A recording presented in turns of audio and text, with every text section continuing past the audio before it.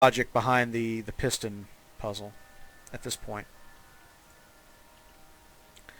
Okay, so this is a miner's vigil. It's a vigil for miners. We've got the Bible on it. Okay, so what are the elements that comprise this puzzle? We have these podiums. We have a Bible we can put on the podiums. We have candles. We have a painting of a miner.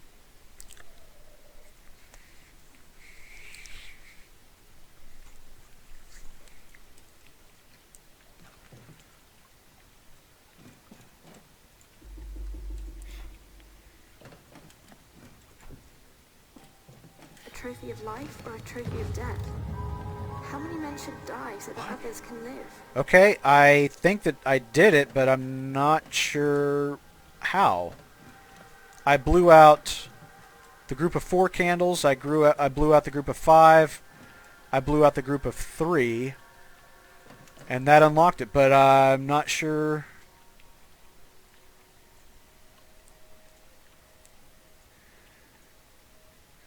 Janville's saying, now why would they have a vigil shrine for miners in Pinwheel after May 1st? Maybe I'm just being really dense, but I'm really not, like, I'm not getting the logic behind what I just did. I blew out 3 sets of candles, but I don't understand what 4, 5, 3, 3, 5, 4... I'm not getting why those 3 being blown out. What do they have in common? They're on crates. That one's on a crate, that one's on a crate, that one's on a crate. That one's on a table. That's a crate. That's a sideways crate. That's a barrel. That's a table. James is saying it's just complete luck. Like, just complete luck.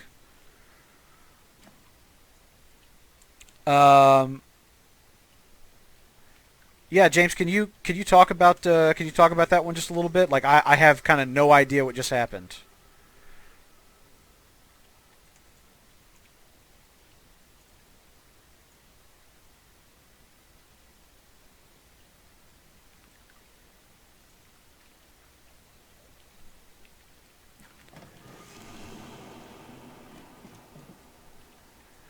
I'm sorry. I'm sitting here not saying anything. Like, I'm waiting because I think James is going to type something in the chat, and I really want to read this.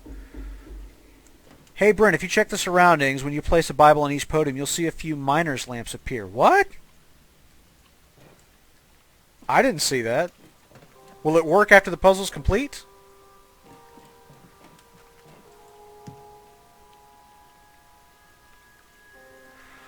Oh! Those... Okay, wait a second. Those guys there?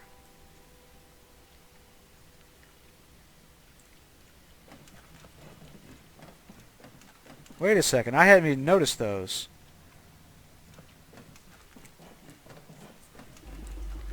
Okay, so over here I see there's 1, 2, 3, 4, 5. That might be 6 one right there.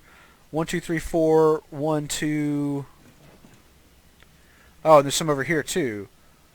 1, 2, 3, 4, 5, 6.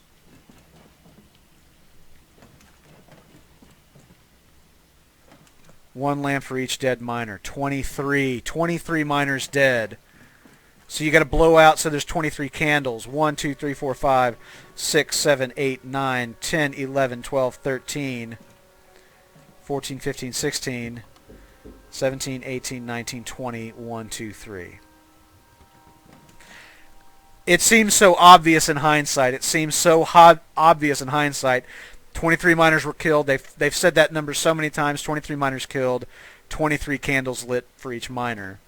You know, I guess if this is one of those where I guess I kind of feel like I'm at a slight disadvantage in a sense, because the whole like the ritual of like lighting candles and stuff for the dead, like that whole kind of like mourning thing, which I associate with Catholicism. I don't know, maybe other faiths practice it too, but that whole thing about like lighting candles for the dead and all that's completely foreign to me. I don't understand it. I've never done it. I don't really know anything about it, and so in that sense, I kind of feel disadvantaged. Like, it would have never, literally, it would never have occurred to me. Like I kind of get like, oh, the candles are meant to, like I was thinking candlelight vigil and stuff like that. Like I don't know, like the image in my mind is, people standing outside the hospital. I see down there now, like I see like where I would have placed this Bible, and the miners' lamps appear down there.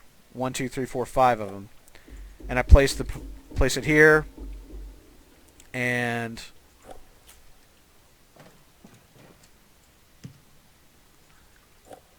yeah. I guess I just wasn't paying close enough attention.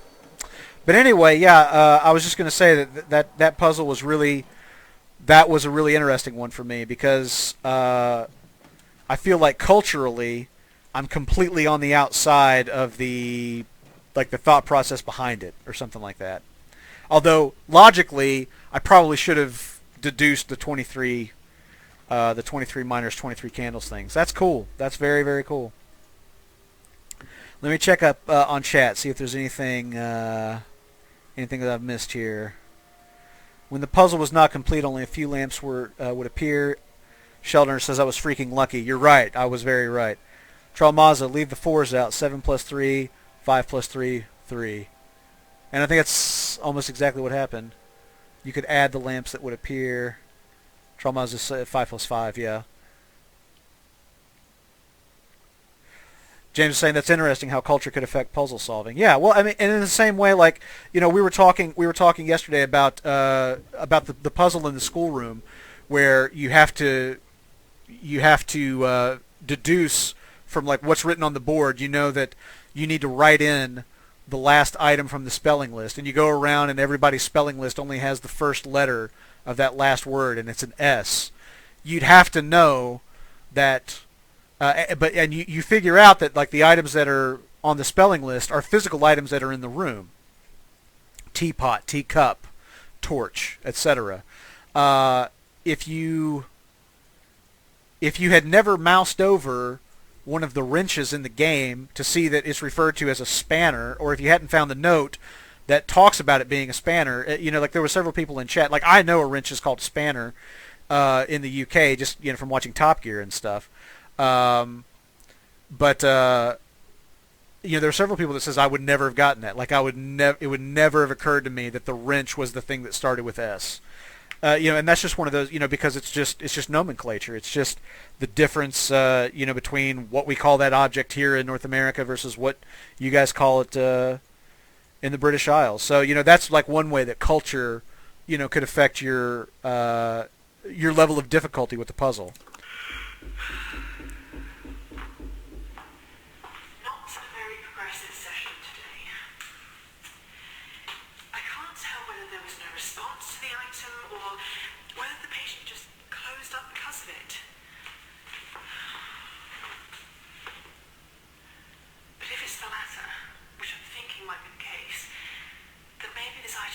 I'm assuming that's Queen Elizabeth. Yeah. That will remain to be seen.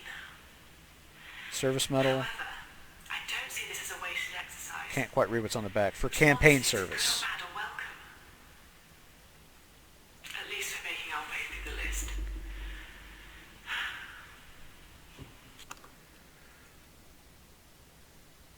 Which means this should be open now. And we've got another one of the...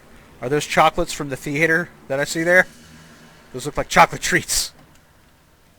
All right, we got another piece of the drill. Let's go ahead and put that on.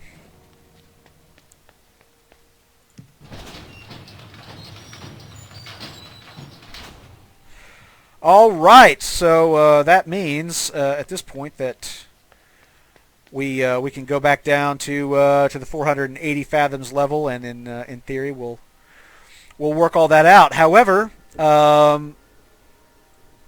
I think we're going to have to leave that for another time because I'm getting hungry, and I think my wife is getting hungry too, and our little daughter is, well, no, she's asleep. Never mind. She's not hungry, but she will be soon. And so we must eat now. We must nourish ourselves and fortify ourselves and reconstitute our strength for the onslaught that will be tonight when our daughter is no longer asleep and when she is hungry. See, that's why we sleep and eat during the day.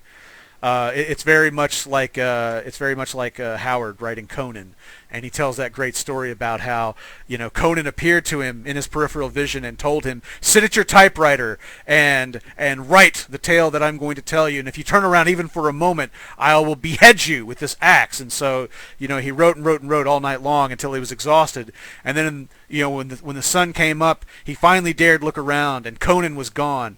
And he fell on the floor and slept, and then he woke up and just gorged, just ate, consumed food, because he knew that when the night came again, so too would Conan, and Conan would make him write again and record his adventures. This is a great story that John Milius tells on the Conan Special Edition DVD, which if you don't own, shame on you. Guys, I'm going to leave it there for tonight. I want to thank you all again for coming down and checking out the stream with me. I hope that everyone had a really great time. I know it was a slow start today. It was a slow start trying to find this place, but tomorrow it will. I think it will be a little bit better, depending on what time I wake up tomorrow. Depending on what I've got going on during the day before Lauren and I record the Axe Factor, we may try to get in a little bit of playtime tomorrow. So keep an eye out. Watch my Twitter stream. Might try to do a little bit more Ether 1 either before or after we record the Axe Factor tomorrow. If you want to come back and check it out, just keep an eye on my Twitter feed at Viking Brent. And of course, you can always follow me on Twitch. It's twitch.tv/VikingBrent, which I'm assuming you know, because if you're watching this, very likely you're in a web browser that's got that URL at the top. But I like to be thorough, which is why I talk so much, in addition to other things that I do. Burton is telling me, before I leave, he says, do the last core memory, finish the game, and then come back and do the last puzzle. I think you'll appreciate it much more. Okay, I'll take your advice. So anyway, guys, thank you so much for checking out Ether 1 with me. Thank you so much for those of you who helped me play Ether 1 today. I would never have gotten down here. I say probably nothing. I would never have gotten down here had it not been for the hints of some of the mighty Axehead Army. I also want to thank special guest James Burton of White Paper Games, one of the developers of Ether 1. I want to thank him for hanging out in the stream today and answering some of your questions and talking a little bit about the process of the game and what might lie next. That was very fun. Everybody have a great night. And hopefully we'll see you back here tomorrow. Same bat time, same bat channel. What do I always say? Stay brutal, my friends, and we'll see you next time.